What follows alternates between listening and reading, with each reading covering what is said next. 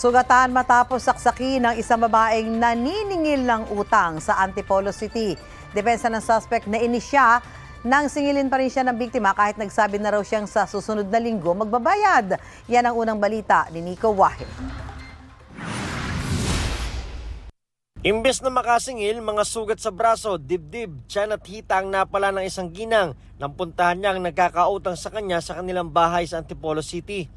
Pinagsasaksak kasi siya ng kinakasama ng sinisingil niya.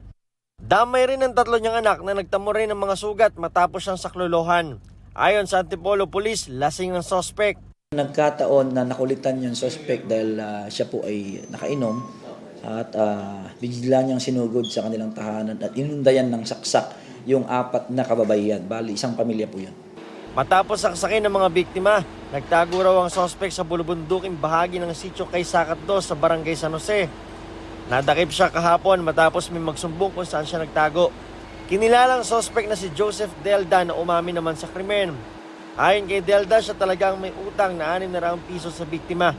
Hindi naman daw niya ito balak takbuhan. Kinausap ko kasi yung pamangkin ko ililibing. May baby kasi namatay.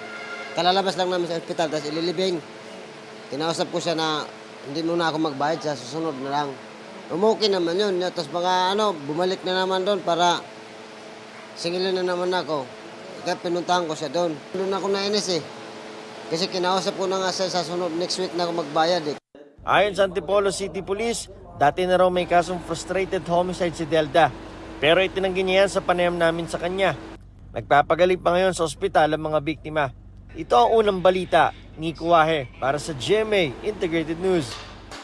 Mauna ka sa mga balita, bisitahin at mag-subscribe sa GMA Integrated News sa YouTube. Sa mga kapuso abroad, samahan nyo kami sa GMA Pinoy TV at sa www.gmanews.tv.